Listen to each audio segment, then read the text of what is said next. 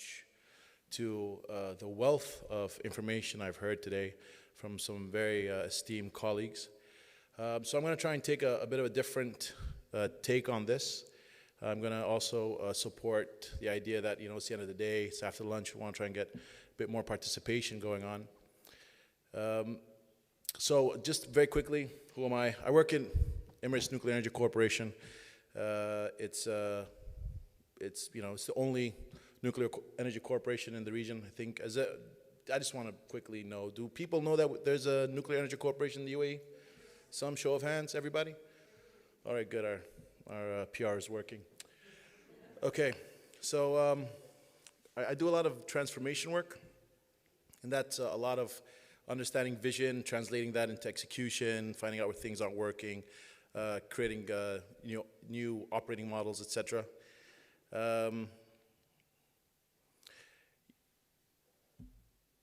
A little bit about me. I want to skip through a lot of this. So you've heard everything about transformation today, everything that's important about vision. I really don't want to rehash what everybody else has said. What I do is basically make sure that the vision is clear, translated into operations. That's the easiest way to. It's three main things: ensuring the strategic clarity, making sure there's operational efficiency and effectiveness, and then making sure it's all linked to stronger financial performance. The important thing is that it all starts at the top. If you have poor leadership, it doesn't matter what you do. It doesn't matter if you have the best operating model in the world. If at the top, if the leadership doesn't have integrity, if they're not demonstrating the right leadership capabilities, like skills, if not effective at building teams, everything's going to fall apart. And you can see that repeatedly across the world. There's so many companies, great books, Good to Great, talk about it. For example, if you read The Innovator's Dilemma as well, understanding and having integrity, linking your vision and communicating that consistently is what makes the difference between success and failure. So I've had experience with a lot of strategy work, a lot of operations work, a lot of people work, and a lot of transformation work. And from all of those activities across many different industries, I've worked in nuclear, I'm working in nuclear currently, I've worked in oil and gas, I've worked in aviation, I've worked in energy, I've worked in telecoms, startups, like the oil companies or operating companies have been around for 30, 40 years. So I've seen it all pretty much, not everything. I'm trying to get into healthcare and try and have a look inside there as well. But at the end of the day, it all comes down to good leadership.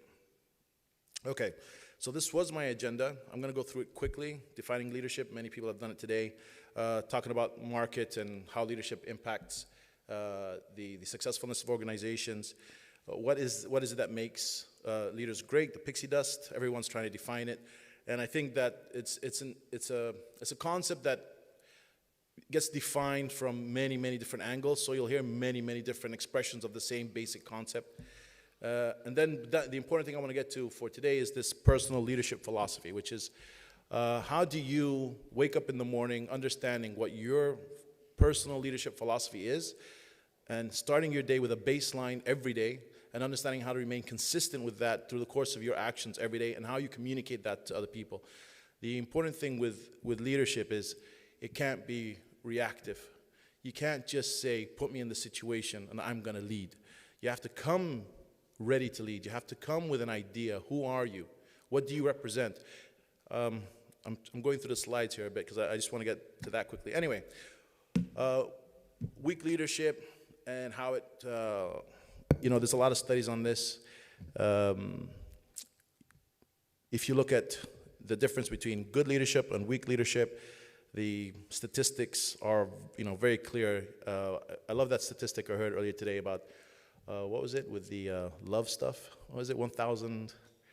What was that statistic? 1,000, like if it's the good to great companies was 164% better than the firms of endearment were like 1,600. So that, for me, that's something I'm going to go read up on. That's very interesting stuff.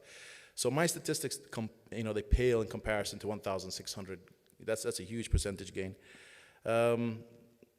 So again, you've heard this many times, true leadership has nothing to do with one's level in the organization, and it's all about influence, and that's very important. So if you think about it this way, you have a leadership brand, and your brand, its currency is influence, right?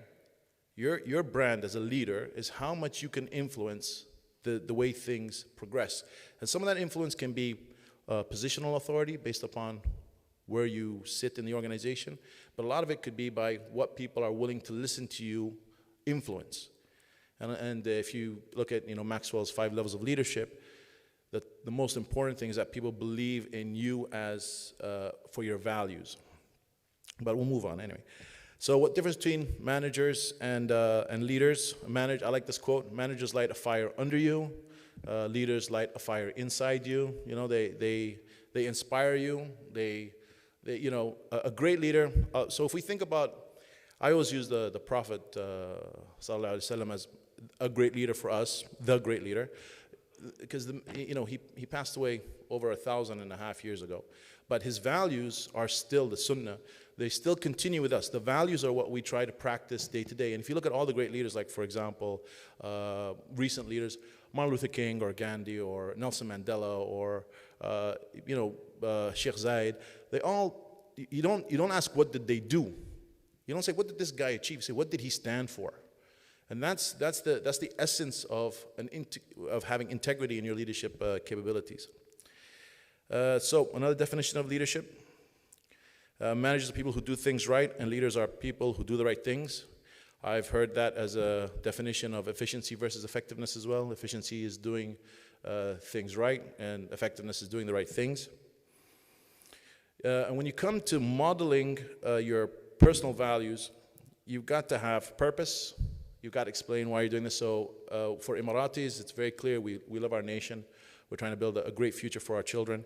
We have to have vision of where we see the Emirates being in the future. For example, we see it being standing shoulder to shoulder with all the nations of the world, participating in a united global society that creates a better future for all of the children of the world. We got to have direction. We know which way we're going. And there's got to be motivation for all that. And you take that, and that's how you apply to working with teams from the top of a government to when you go home at night and you're trying to get your kids to go to sleep. The same thing. You got to give them the same thing. There's a purpose why they go to sleep. There's a reason. You have a vision for them. And that understanding of leadership, if you can get that, if you can practice it at home, practice it in the office, practice it in your neighborhood, practice it in your society, that understanding will create better results holistically.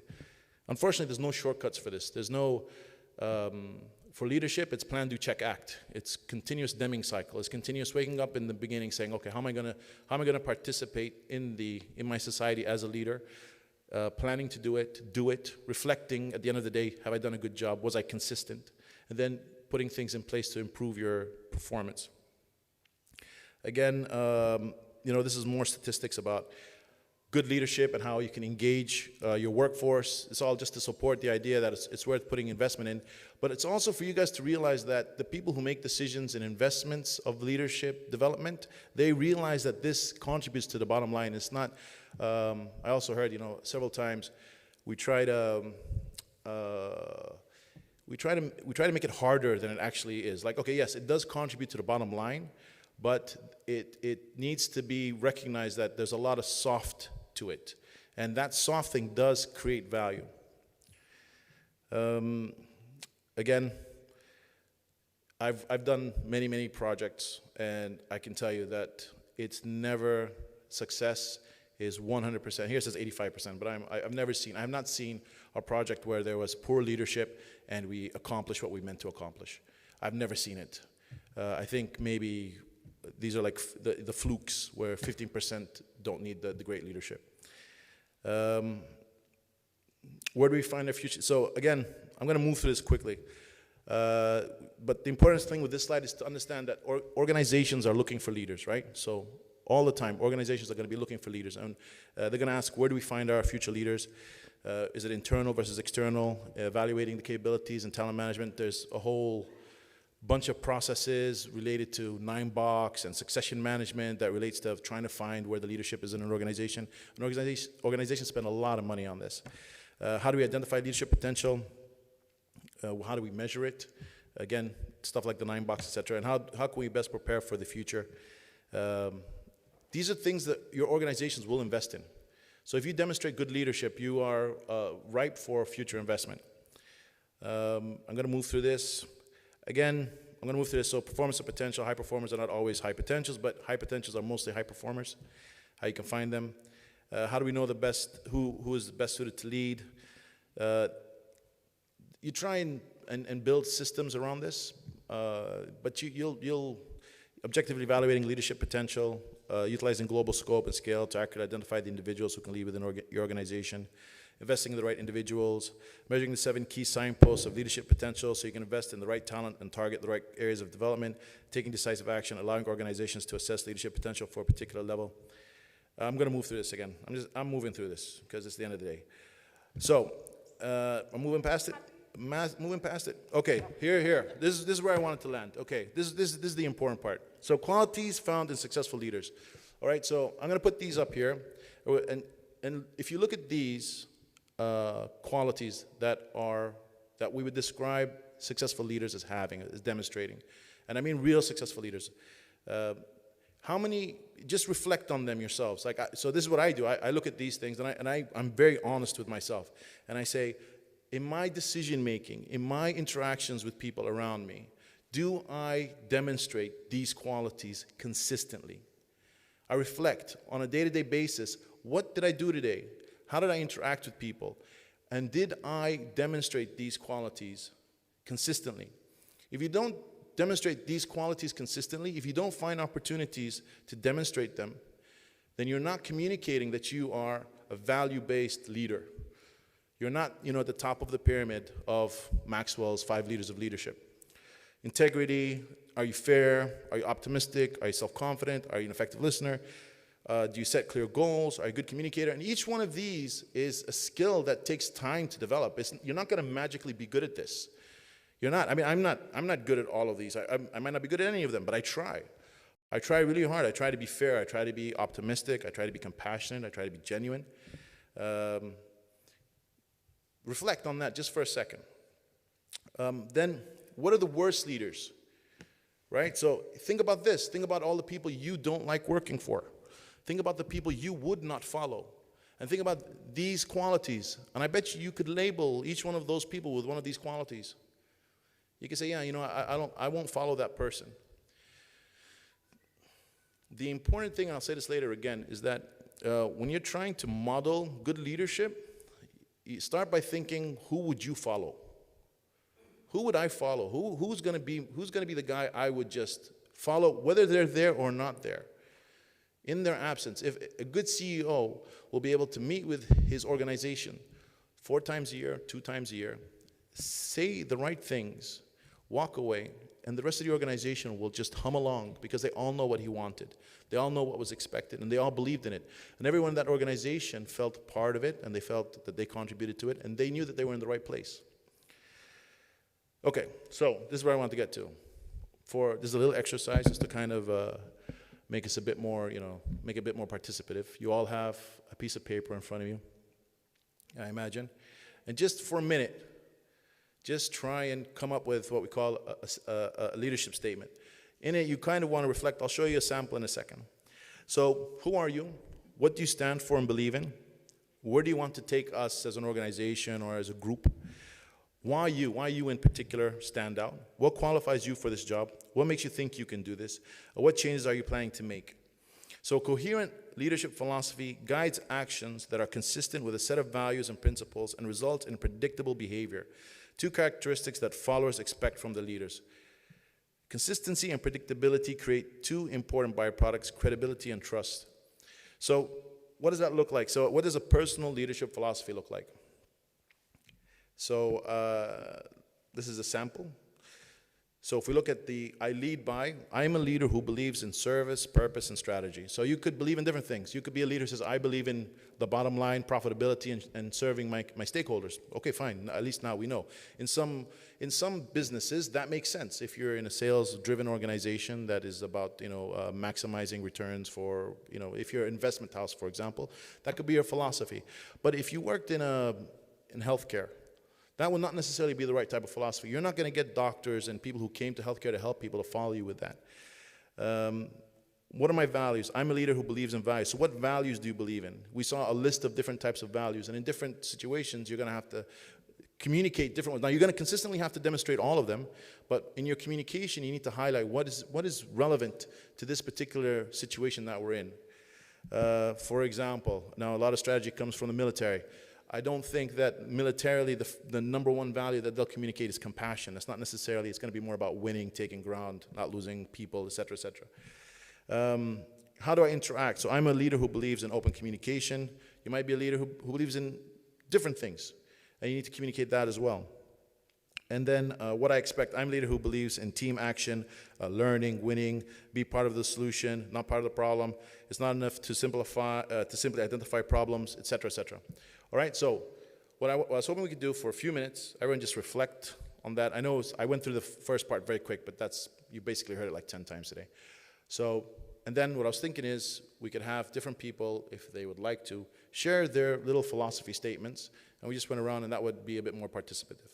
Does that sound like okay to everybody? And for me, I'll learn, because I would love to hear what you guys, if you guys are going to do a philosophy statement. This is usually like a half-day thing, but just quickly, it would be great to hear what you guys put together as leadership philosophy statements. Is that okay? All right, great. So 5 minutes sound reasonable, and then we'll go around the room. Yeah, great. Okay. Please, you want me to put back any of the slides, any particular slide you felt was more helpful? This one okay? All right, great.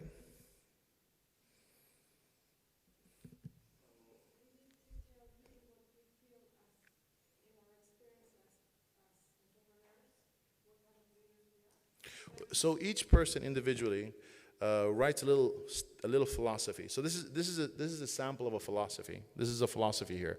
So I don't expect like 4 paragraphs, but like maybe 4 statements. I'm a leader. I lead by what? What do you lead by?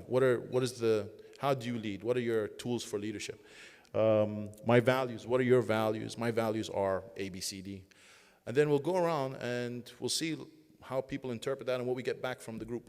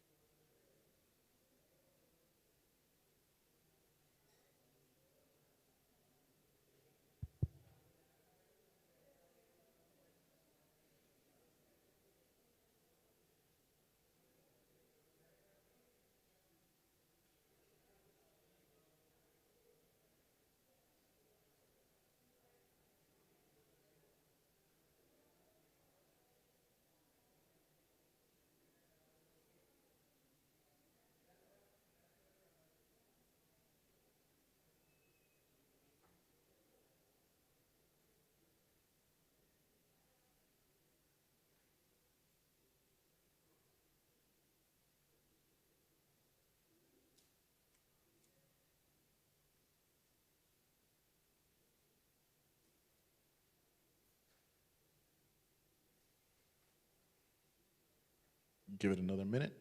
Yeah.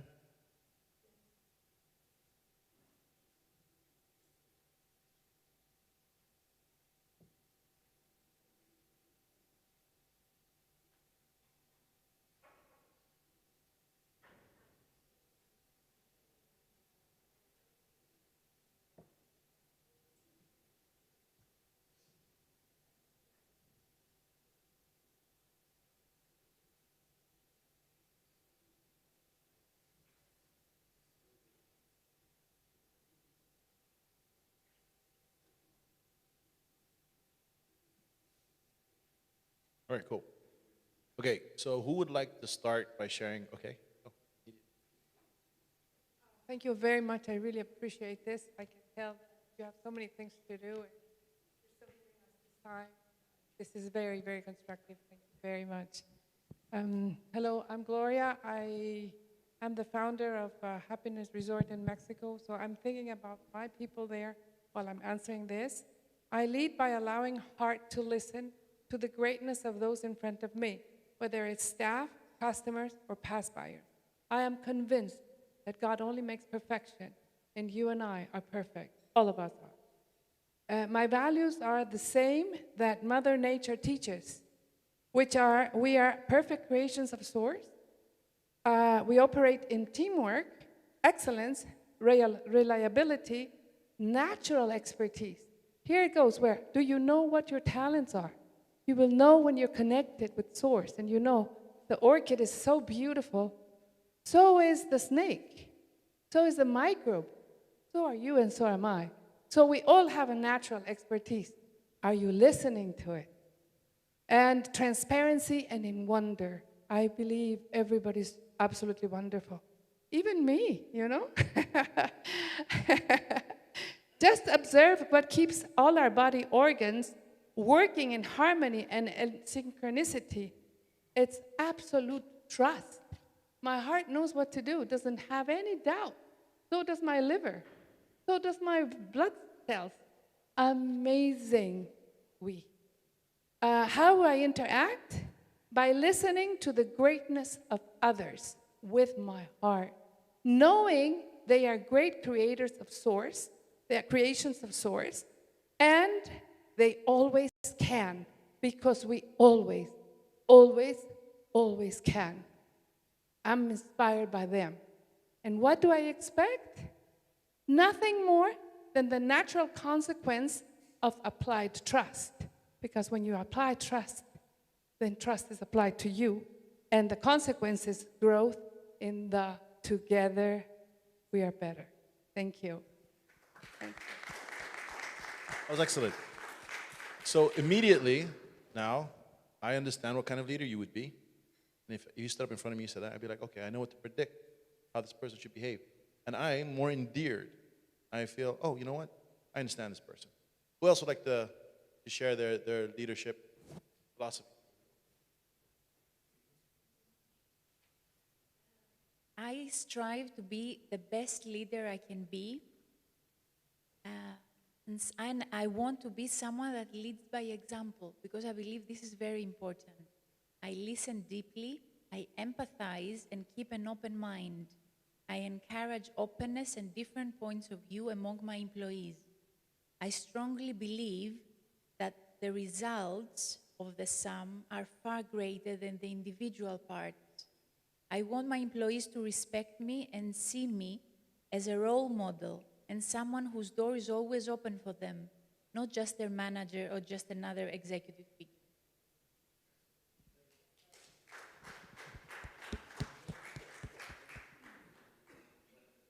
Thank you. I made several bullet points that I learned from my past working experiences, what I understand in leadership. I say I think action is so important after we create many ideas. So we need to action, and then we need to improve it with a team player together, which I call team spirit. And second, motivate team and utilizing their talents. Each of us is unique and perfect from God. So we need to explore and who they are and what they can do. And third, put the serving-oriented mind in all of us to contribute to our society together. Also, the role model to a team with constant influences on to pursue excellences. Also, sharing experiences and wealth and benefiting all of each one. So not only experiences, also leader should contribute the wealth to team player. Listen and communication, open discussions and freedom to talk is so important. So it's create a good communication between team members. So at last, I think the challenge is so good. It's very good tools to growth. So both excellent statements, and you can immediately get a feel for their leadership style. It's communicating a philosophy. They're different but similar. They're both leaders. They're both maybe highlighting different things, also different from the first leadership philosophy, but still a leader. And the strength and the power in this is that by communicating what your leadership philosophy is to yourself first, you hold yourself accountable. When you communicate it to the people around you, they will hold you accountable. You can reflect on it. It's something that you can develop with time, improve your leadership, and you continuously do a, Deming cycle, plan, do, check, act. You start off, my plan is to be this leadership philosophy. Does anyone else want to share their leadership philosophy? Do you want to have a crack at it? No? Then we got the general idea. How many of you have ever worked with a leader who's started off giving you a leadership philosophy? How many of you? That's what you guys just did. That's your leadership philosophy. So, how many of you have done that? How many of you started a job and your manager has sat you? So you've had that before, and in the interview. Yeah, exactly. I'm going back.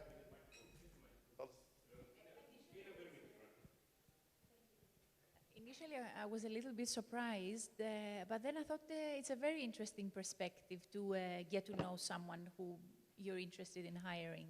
And I was offered the job, and the lady was one of the most inspirational people I have ever worked with.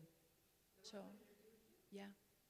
And she gave you her leadership philosophy. She told you this is my leadership philosophy. No, she asked me to do this. She asked you to do it. Yeah. All right. Well, that's brilliant. That's great. It's a great way to. Yes. It's a great way to understand what a person stands for, just to ask them straight out. Absolutely. Excellent. But have you ever worked for someone who has communicated their leadership philosophy to you? I've done that. To other people, right? And how have you found it works? It's a good idea. All right. How many people have actually done it? So I've got like 2, 3, 4, maybe 5, 6. Okay, great. So for all of us who might be new to this, it's a really powerful tool. It's one simple thing. You spend a little bit of time with yourself. You come up with it.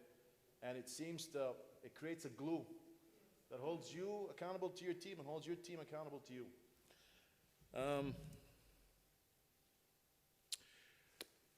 Energy is the fundamental currency of high performance. Managing energy, not time, is the key. And full engagement requires drawing on 4 separate but related dimensions of energy: physical, emotional, mental, and spiritual. The world will belong to passionate, driven leaders, people who not only have enormous amounts of energy, but who can energize those whom they lead.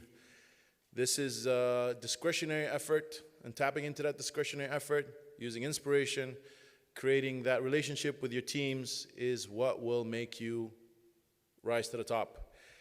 This is my key takeaway. Good leaders are expert followers. Before you ask, how do I get people to follow me? That's a typo. Ask, what type of person would you follow?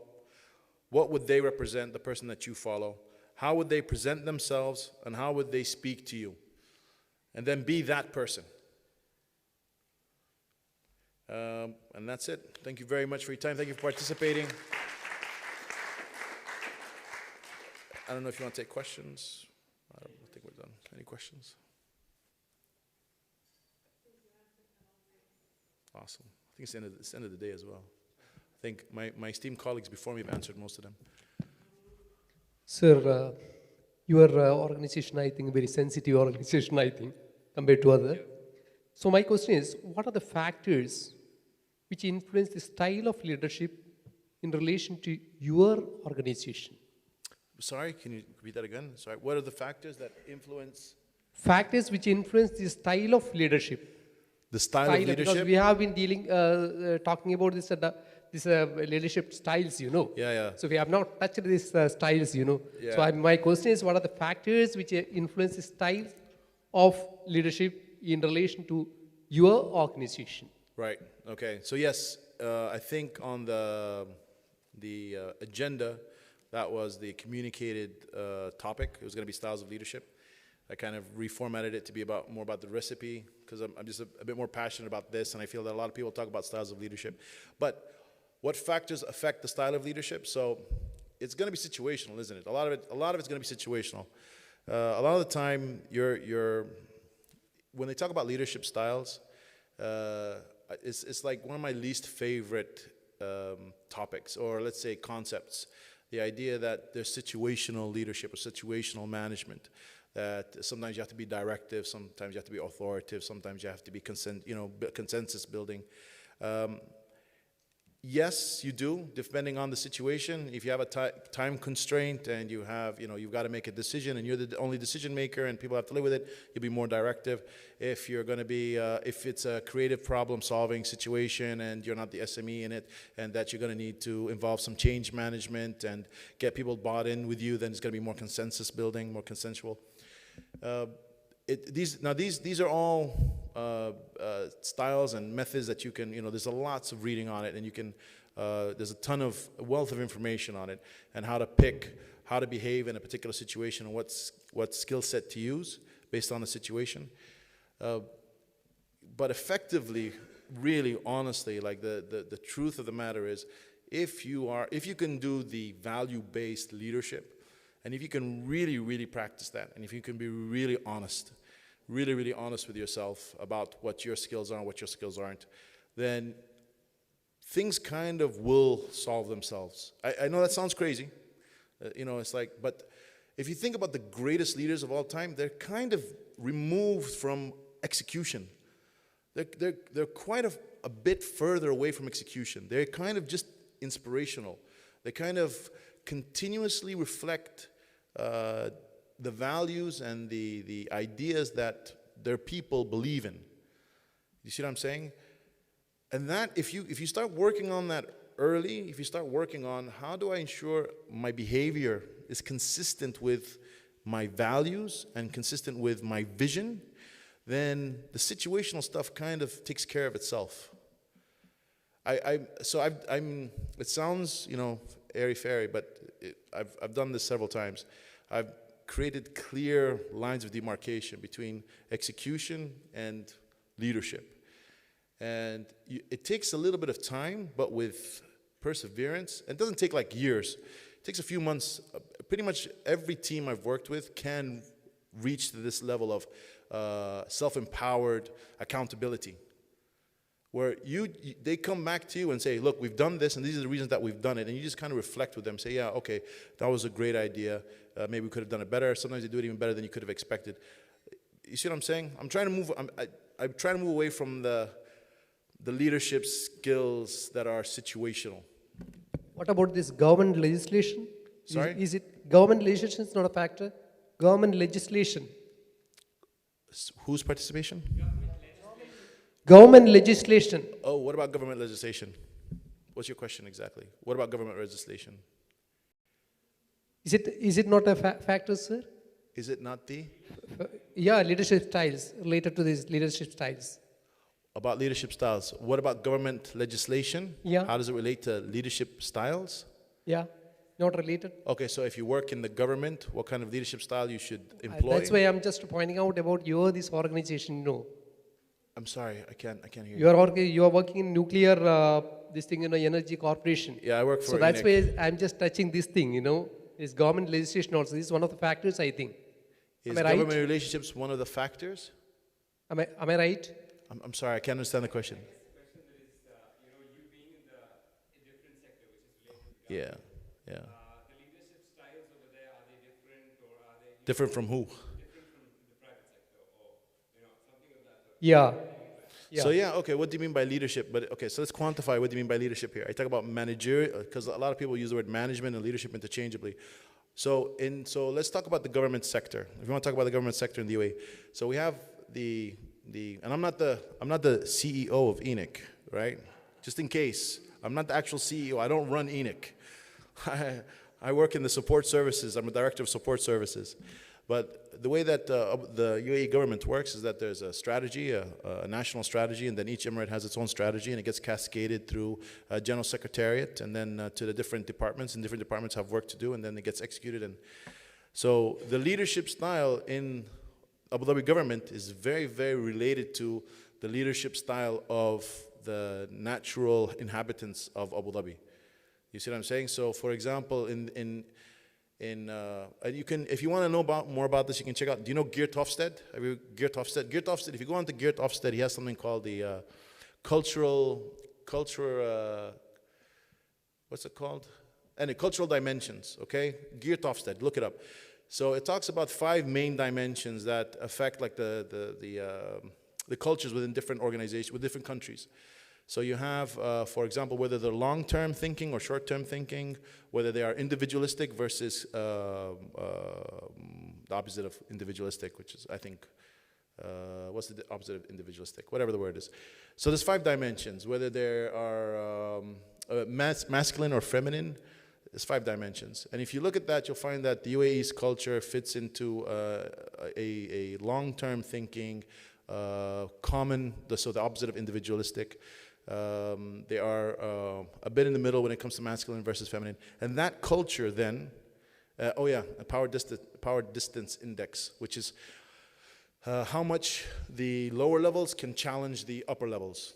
Okay, so the UAE has a big one. So the lower levels can't challenge, unlike in the States, for example, where you can sit down with your boss and you can give him a hard time. Here, the communication is pretty much one direction. There is a feedback loop, but not like, for example, in the States.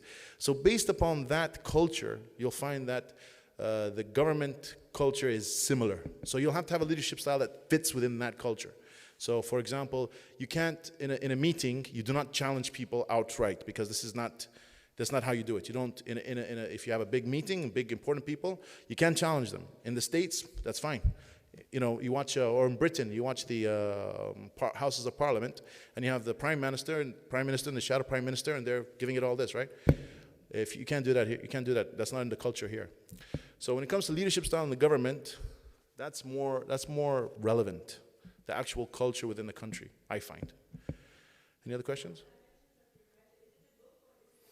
You can actually go up online. Geert Hofstede is an institute, and they Geert Hofstede, so GEERT-OFSTED. And what he did was a huge survey of like all of the cultures on the planet. And the great thing is actually you can get a tool on your phone. So there's an app that you can get on your phone, and you can put in any 2 cultures, and it'll tell you what the difference is between the 2 cultures.